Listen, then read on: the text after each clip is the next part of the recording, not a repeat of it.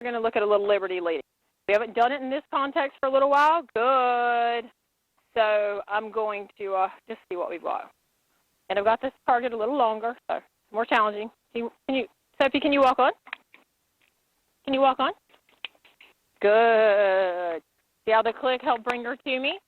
Now I'm going to wait for her to get in position. And now I'm going to give her food. Good girl. Remember, go is her thing. And there's also food behind her, and she knows it. So she could choose to go over there and get that instead of play with me. So I might do something easy instead of walk on and just have her touch or something in a second. She had a fly there. Can you touch?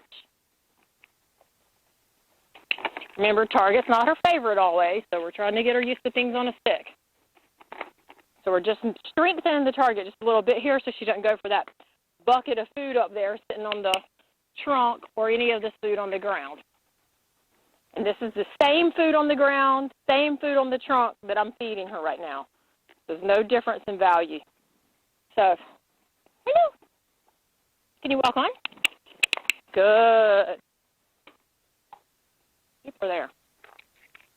So she had to make a decision. You could see her processing, making that decision on whether she was going to stay with the food and go to the trunk or whether she was going to come with me for exactly the same value food. The reinforcement history proved I was probably going to be more interesting. Come on, Mama. Good. All right, so she's really up a little bit, right? So I may have to slow down and take fewer steps. Good. And to the right a little bit. Good. Really good. Using the click to be super clear here today because there's a lot going on, extra people, equipment, wind.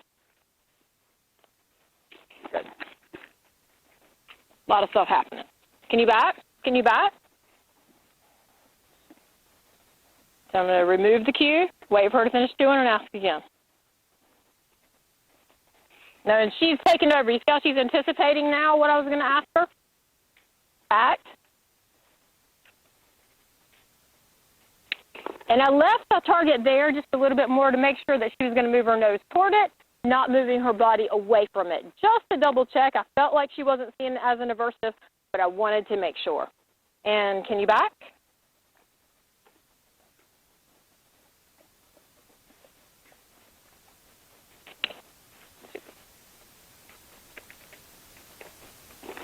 So we'll do some more stationary, some more down stuff, right, until we make sure that she's down with us and we can walk forward again without it being problematic. Can you touch? So what we've got to do is we have a scale here, right? If you had a balance, an old-timey set of scales, right? Right now, her forward is way heavier. This is her forward hand, right, her forward side of the scale, and this is her downward transition, just from life and from her personality, right? Off the track thoroughbred, and just also just, you know, young and exuberant and all those things. So that being said, what we want to do is we want to bring the scale where here's her very heavy forward and her very light downward transition. We want to bring it into balance. So what you're going to see is you're going to see me rewarding for the downward a lot more than the upward, or even using the upward as a reward. Can you walk on? Good. That was perfect.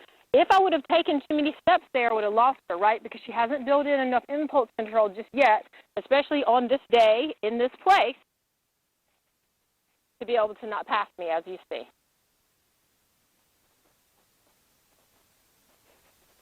Good, Mama.